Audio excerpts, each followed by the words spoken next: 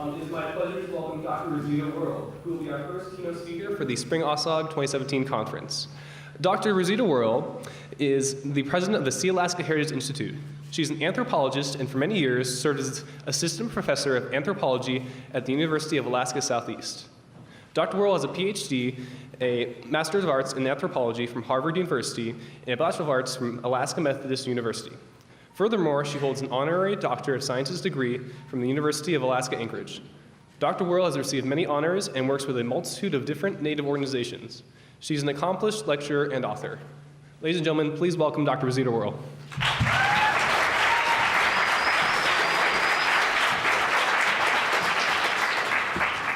Thank you so much, Justin. Perhaps this is my greatest honor, is to be here to speak to you. Most precious leaders of Alaska's future, I am honored and privileged to have the opportunity of addressing this very distinguished group of students. For those of you who may not live in Juneau, I welcome you to the homeland of the Tlingit and the homeland of the Aquan. We are the descendants of the indigenous populations who have lived in Southeast Alaska for 10,000 years, according to our oral traditions and scientific information. I am obligated by my cultural protocols to introduce myself as a means of honoring my ancestors and expressing my love for my children, grandchildren, and those yet to come. Yedeklatsak kakahani yuchatuasak, jak na ayachat, shangu kwedi nach chatsati, kaudli yai hit ayachat, jishkat kwan ayachat, Tlukachadi Dachhank Ayachat. My Tlingit name is Yedeklatsak. It is an ancient name whose meaning has been lost in antiquity. My ceremonial name is Kahani, which means woman who stands in the place of a man. It records an historical event of our trading adventures into Canada and speaks to the status of women in Tlingit society. In this expedition, we traded rifles for furs. I am an eagle of the Thunderbird clan and the House Lord from the Sun in the Chilkat region. I am a child of the Sakai clan. My crests are the eagle, Thunderbird, and House Lord from the Sun. My spirits are the white bear, shark, and killer whale. We maintain spiritual relationships to these beings. Under the tenets of Tlingit property law, we also claim the naval military uniform for an unpaid debt to our clan by a naval officer whose name, Lieutenant Schwatka, we also claim. I've thought long and hard about the message I wanted to convey to you. After all, it is not often that one gets to address a body from which I have no doubt our future leaders will emerge. First, I want to express how pleased I am that an organization such as yours exists. We are fortunate to have young people who are committed to learning about effective and ethical leadership. In our current national political environment, it seems to be a lesson that a number of our elected leaders failed to learn. I also want to commend you on your conference theme, celebrating community, culture, and collaboration, unity through diversity. It represents a major objective of enlightened citizens. It is a theme that can serve our state and country well, and perhaps more than at any other time should be heralded at the national level.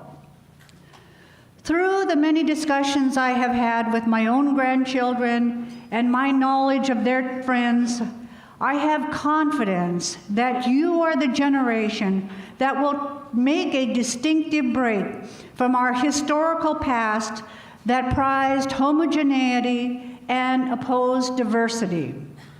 I have great hopes that you will be the generation and leaders who will amend the Alaska State Constitution that fails to recognize the cultural diversity of our state's indigenous population and their unique political status.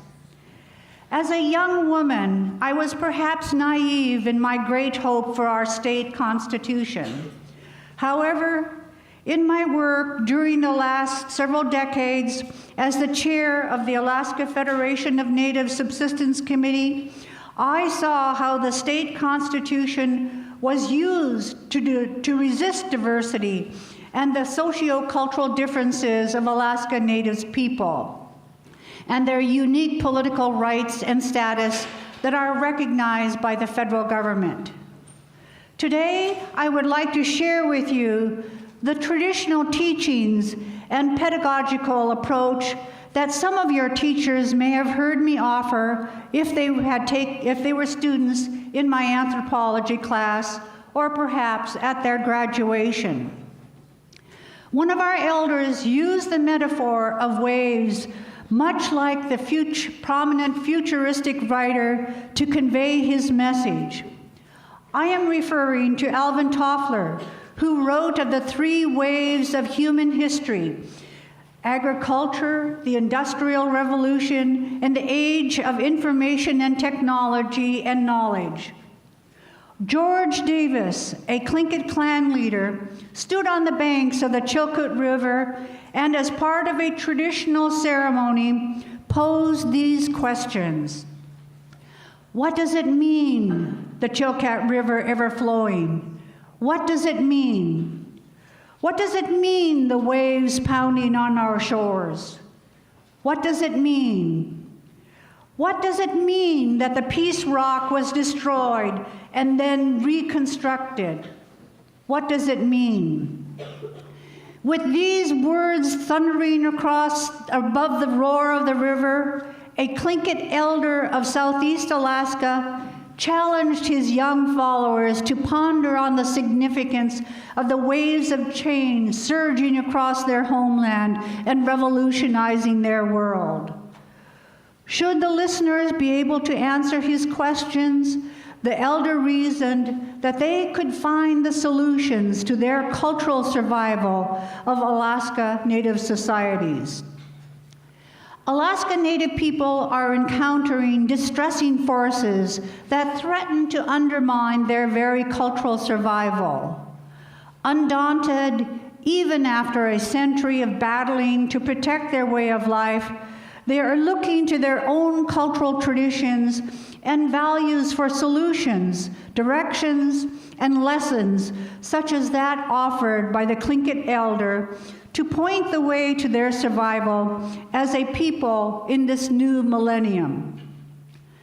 Donawak, clan leader of the Tlukahadi, sponsored a peace ceremony in 1981 to memorialize the reconstruction of the Peace Rock. The State Highway Department had destroyed the sacred rock as it was widening the road adjacent to the riverbank on which the rock rested. The government wanted to improve access for the thousands of tourists and sports fishermen who were attracted by the wealth of our lands and water and by the splendor of our homeland. Alaskan government officials attending the ceremony thought they were being honored for their good deed in reconstructing the Peace Rock. They could not know that Donawak, speaking in Tlingit, had stopped the peace ceremony midway. He was instead chastising the officials for their continued transgressions against Native people. He called out to his people, "Yi duayahwan anyat kusani," noble people of the land, take courage. He pleaded with us to reassert our ancient claims of ownership to our land and to fight the forces that were endangering our culture. He then called on the spirits of our ancestors and the spirits of our animal relatives to help us. The question posed by the elder were not answered immediately. But at the first call of the raven in the early morning dawn, as the ceremony was coming to a close, one Tlingit participant quietly responded to the challenge. The sounds of the river represent the voices of our ancestors. The Chilkoot River itself symbolizes Native culture. The waves pounding on our shore of our homeland represents white institutions and society.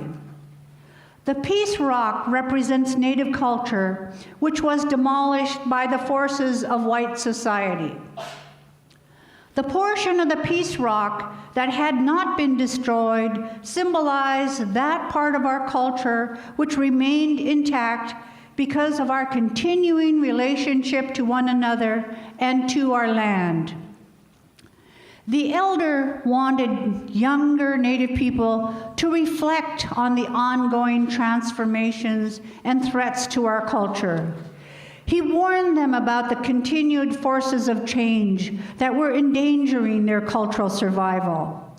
He pointed to the original Peace Rock embedded on the banks of the Chilkoot River and offered that the tenacity and strength of Native culture derived from their continuing occupation and relationship to the land and wildlife. Just as the Peace Rock had been transformed from its original structure, so had tribal cultures been altered from their ancient form. Like the Peace Rock, which had been destroyed, but then reconstructed piece by piece, the elder promised that Native people can rebuild their societies on the knowledge and values of their traditional culture. Alaska Native people were the only people who lived in Alaska prior to the 1700s. And the perils they faced were limited to challenges to their physical survival. However, their relative peace was disrupted with the arrival of Euro-Americans. They surged across Alaska in the waning centuries of the past millennium like a powerful tide, unleashing destructive forces on Alaska Native societies. For bringing civilization and Christianity, the immigrants justified the subjugation of Native people, the eradication of their language and cultures, and the colonization of their land. Alaska Native people fought an aggressive battle to protect their land base and cultures. Miraculously, they survived. But in the wake of the cultural encounters, their communities were left weakened with a host of both physical and social pathologies that ate away at the core of their culture. However, Native people were determined to survive. Today, Alaska Native people are drawing on their culture, their values and traditions, and the lessons offered by their elders and scholars, such as that of the Peace Rock, to address the continuing waves of change and forces that impact their communities. They are drawing on traditional values to guide their work, such as that embedded in the Tlingit concept of ha-shuka, which simultaneously binds the present generations to their ancestors and to the future generations. They understand that their future is tied to their past.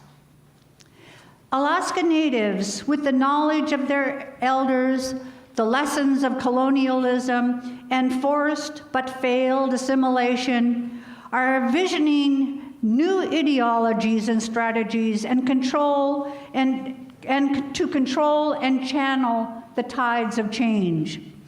They know that to ride the crest of the wave and to survive as distinct cultures, they must strive to obtain the knowledge offered by Western societies and embrace appropriate changes and master the new ways.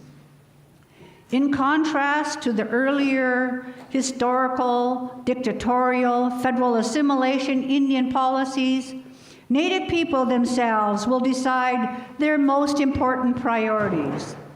They are working to develop solutions to address their common problems and formulate an articulated Hashuka vision of their past and their own future for themselves and their children that will carry them through the next millennium.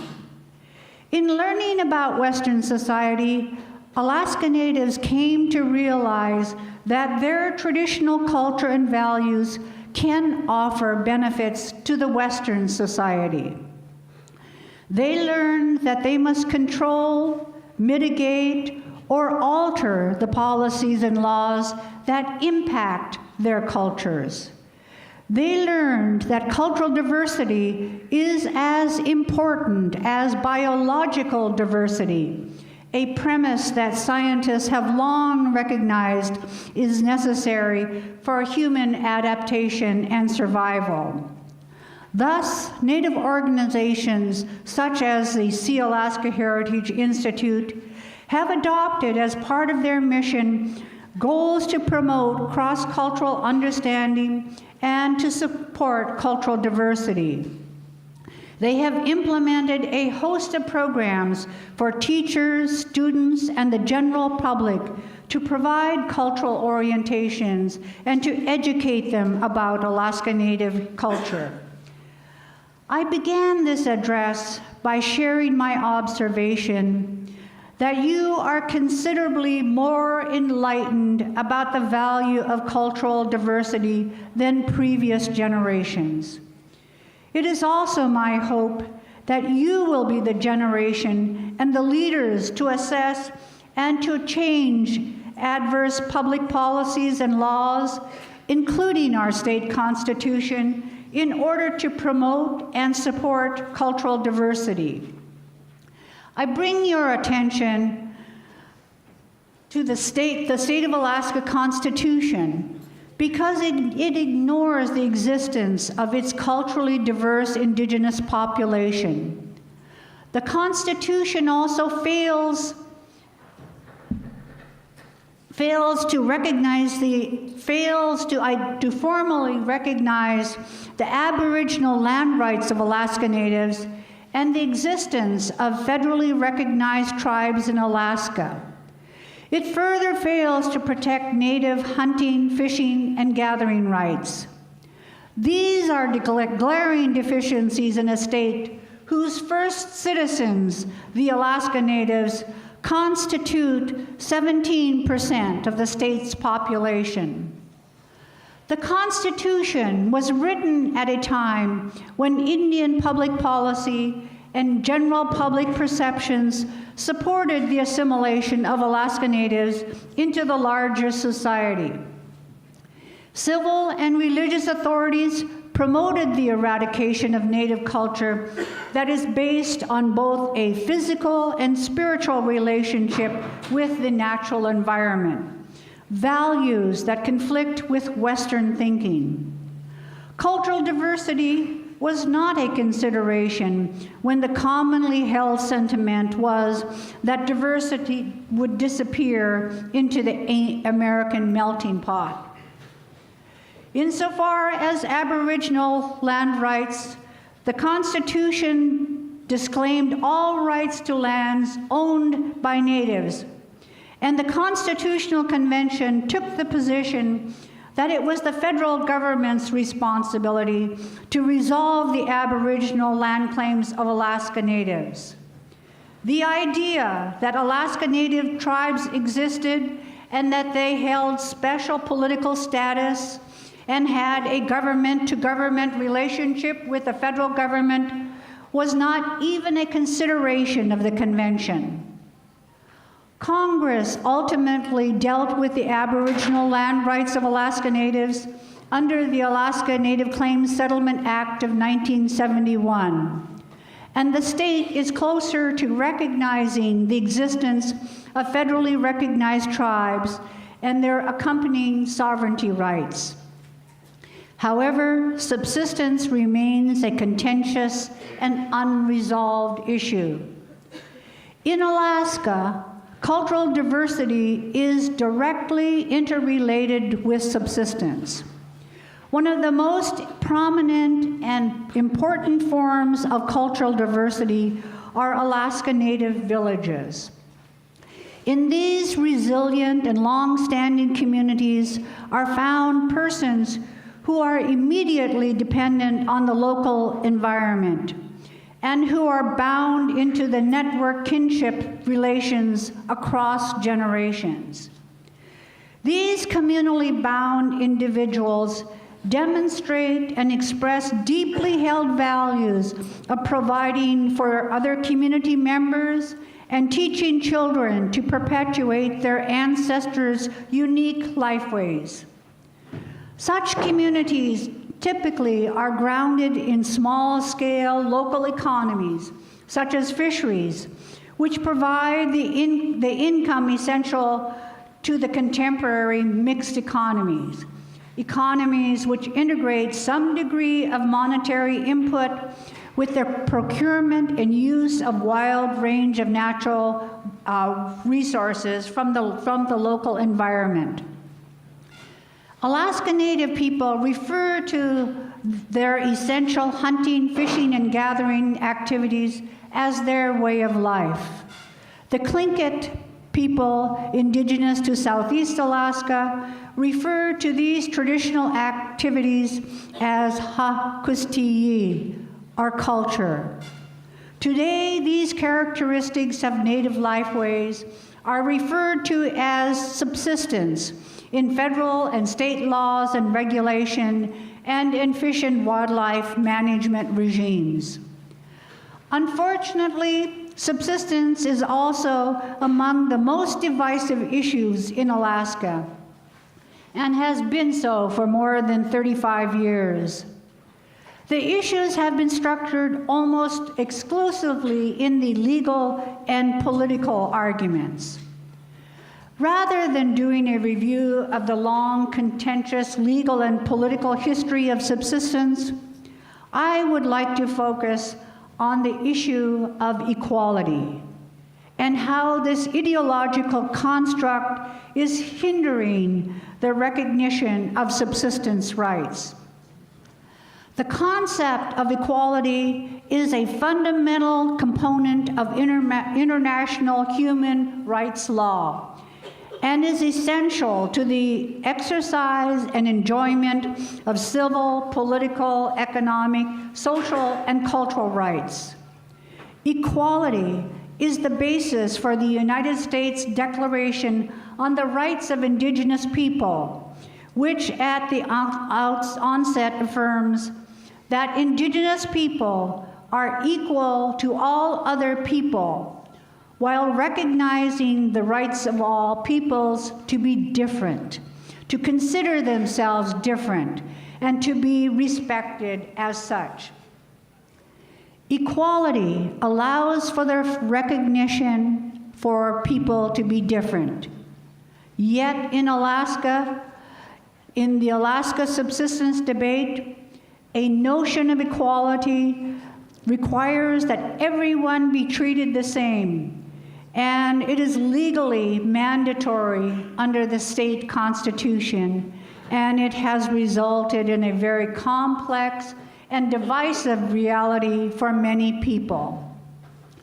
In 1989, Alaska State Supreme Court ruled that the Alaska Constitution requires equal access to the state's fish and wildlife resources. This decision prohibits the state from establishing a subsistence priority for rural residents.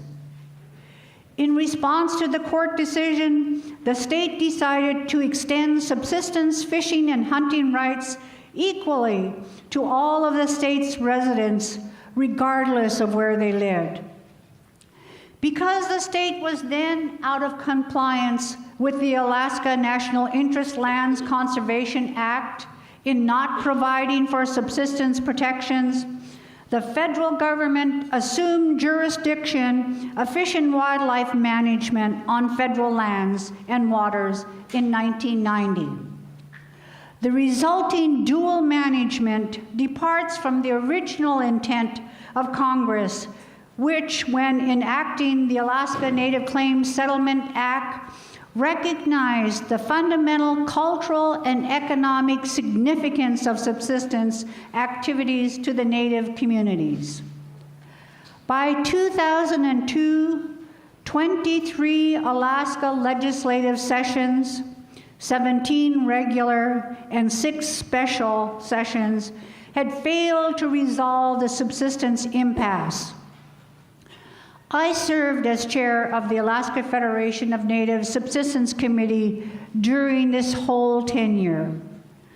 The legislature refused to adopt a resolution that would allow Alaskan citizens to vote on a constitutional amendment that would provide for a subsistence priority even when the polls revealed that the greater public supported the amendment.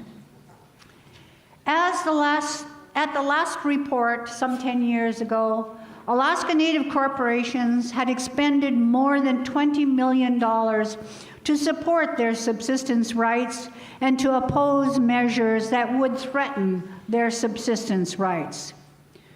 You will be surprised to know that subsistence fisheries in Alaska accounts for 2% of all fishery harvests in the state, while wildlife harvest accounts for less than 4%. I am certain that in the current climate, a resolution authorizing a vote on a constitutional amendment to recognize a subsistence priority would not pass the legislature.